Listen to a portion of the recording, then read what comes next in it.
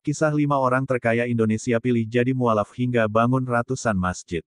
Bahkan, 5 orang terkaya ini sampai ada yang membangun ratusan masjid setelah menjadi mualaf. Dikutip dari YouTube Solivasi, Kamis tanggal 26 April tahun 2022, berikut ini 5 daftar orang terkaya Indonesia yang menjadi mualaf.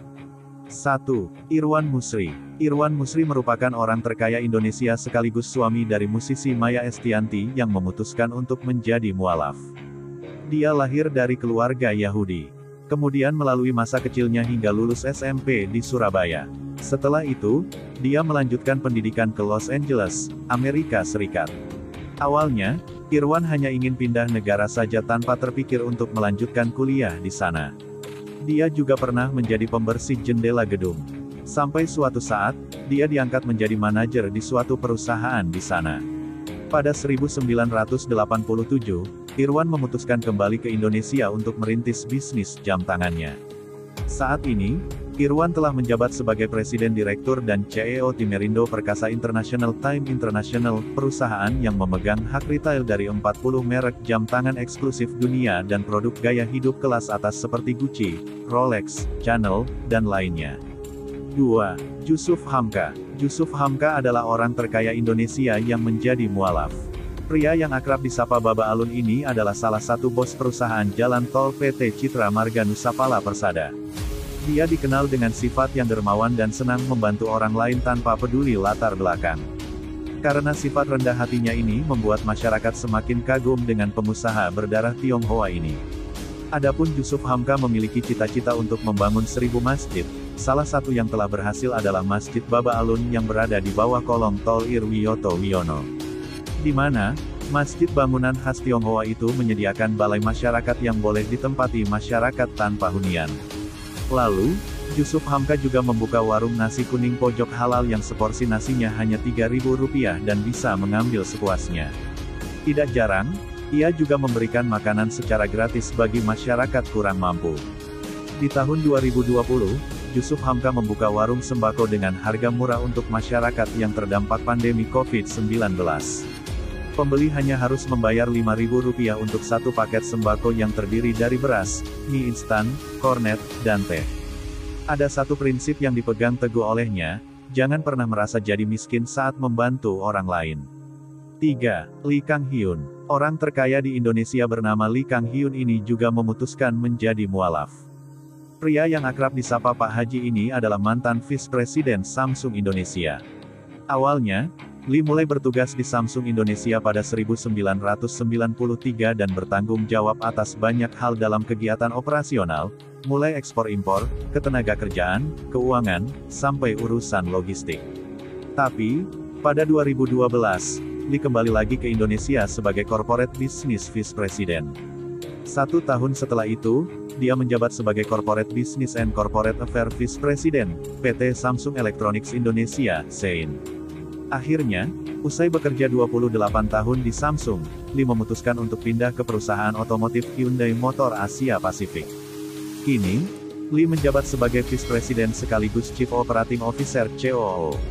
4. Johari Zain. Johari Zain masuk daftar orang terkaya Indonesia yang menjadi mualaf. Dia ini akrab disapa Pak Jo, sekaligus merupakan wirausaha dan pendiri perusahaan jasa pengiriman barang JNE. Dia pun terlahir dari keluarga Tionghoa membuat jiwa pengusaha dalam dirinya bergejolak. Diketahui, kalau ide-ide bisnisnya itu mulai tumbuh di usia muda dengan membuat majalah yang dijual kepada teman-temannya semasa SMP. Usaha ini terus berlanjut hingga ia duduk di bangku SMA. Kemudian, dia juga pernah menjadi salesman pada tahun 1980. Di mana dia menjadi salesman perusahaan jasa pengiriman multinasional TNT. Beberapa tahun kemudian, ia dipromosikan menjadi Operation Manager TNT Indonesia. Pada 1982, dia juga merintis perusahaan pengiriman bernama Worldpac dan berganti nama menjadi Pronto. Sayangnya, karena memiliki beberapa masalah, Joe menjual saham perusahaannya ke pihak Singapura. Setelah itu, dia bergabung dengan pemilik jasa pengiriman paket titipan kilat untuk mendirikan PT Jalur Nugraha Eka Kurir yang lebih dikenal dengan sebutan JNE. Akhirnya, di perusahaan jasa pengiriman ini, dia menjadi salah satu pendiri sekaligus pemegang saham. Tercatat, dia berhasil menjabat sebagai Presiden Komisaris JNE. Adapun, Johari mulai berinvestasi pada bidang teknologi informasi.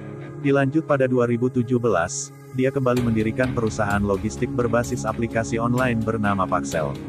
Dia pun masih aktif memimpin 4 perusahaan baru lainnya yakni Gorilla, Kawan, Omiago, dan Alien. Kini, dia telah mendirikan 99 masjid di 8 penjuru dunia. Bahkan, dia telah mendirikan lembaga filantropi bernama Johari Zain Foundation, sebuah yayasan yang hendak membangun 99 masjid. Di mana pada jumlah tersebut diambil dari nama baik Allah Ta'ala atau Asma Al-Husna. 5. H.M. Jos Sutomo. H.M. Jos Sutomo merupakan pengusaha keturunan Tionghoa asal Kalimantan yang memutuskan mualaf. Dia tercatat dalam daftar 150 orang terkaya di Indonesia versi Globe Asia pada 2017. Dia juga menempati urutan 93 dengan kisaran kekayaan 430 dolar Amerika Serikat juta dolar atau setara 5,5 triliun rupiah setelah taks amnesti. Berbagai harta yang didapatnya ini berasal dari banyak bisnis dengan berbagai bidang. Bahkan, H.M. Jos Sutomo telah membangun 4 masjid Cheng Ho yang berada di Balikpapan, Batuah Kutai Kartanegara, dan Samarinda. Tak lupa, dia selalu bersyukur atas segala nikmat yang diberikan oleh Allah kepadanya. Nah, itulah 5 orang terkaya di Indonesia yang memilih menjadi mualaf.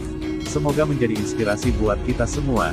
Jangan lupa subscribe, like, dan komen serta share video ini agar channel ini cepat berkembang.